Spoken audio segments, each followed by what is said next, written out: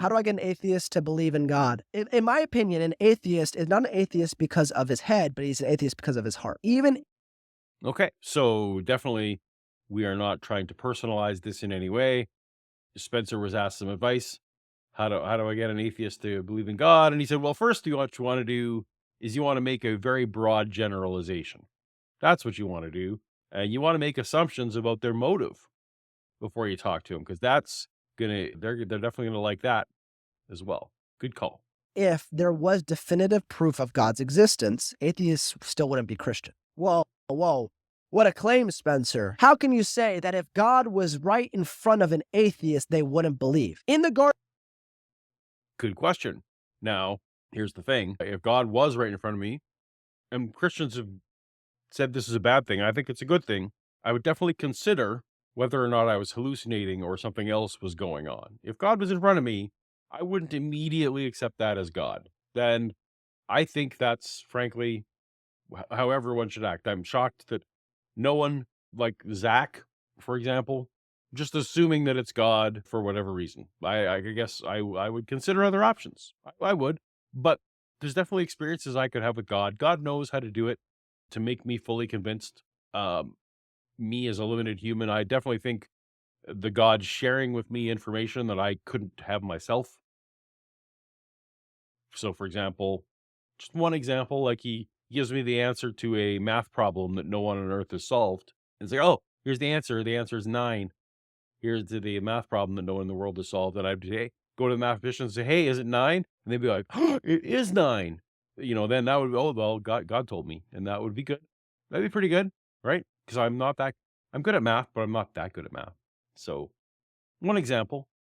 Garden of Eden, Adam and Eve would walk with God. Obviously, that is undeniable proof that God exists. Would you not agree? And Adam and Eve walked with God, and yet in their pride, they chose not to be with God. I mean, look at the Israel. Okay, Spencer, that's not the same thing. Adam and Eve never stopped believing that God existed. They just disobeyed it. So absolutely, God can present himself well enough to Adam and Eve and lots of other Bible characters so that the prerequisite, I can't choose to love God.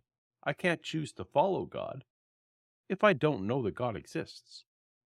So that's a terrible example. Adam and Eve 1000% knew God existed. Cool. What you were demonstrating is that within that doesn't, that God demonstrating him in that way does not take away free will because Adam and Eve kept their free will. I don't believe in free will, but this is all fine in the Christian worldview, blah, blah, blah. Adam and Eve still rebelled, even though they 100% knew. So where are you going, Spencer? Israelites. Imagine being in Egypt when God brought those plagues. Imagine being at the Red Sea when it parted. That is undeniable proof that God existed. A pillar of fire appearing out of nowhere. That is undeniable proof that God existed. And Yeah, those are all good. Great. So can we get any of those? Any of those? I think again, I would have to consider other options if some of those things started happening. But absolutely, any of those, awesome. Why, Spencer? Can I have which one? Just give me one of those. God can give me one of those. That'd be cool. Then I can know whether or not I want to worship him or not. But until then, and you know what? I'll even go on record. I pragmatically, I would.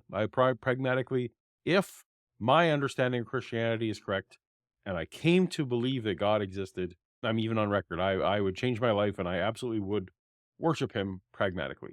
So, and I could even take the pragmatically off of it. I probably would just worship Him. what does it say about the nation of Israel? That they complained and they were unbelieving. If They weren't unbelieving in God, though. They complained and they rebelled, but they definitely all knew God existed. people with undeniable proof of God's existence, still some of them decided not to choose God, then Yeah, because that wasn't the question. The question wasn't how do I get an atheist to choose God? Because that's not even possible.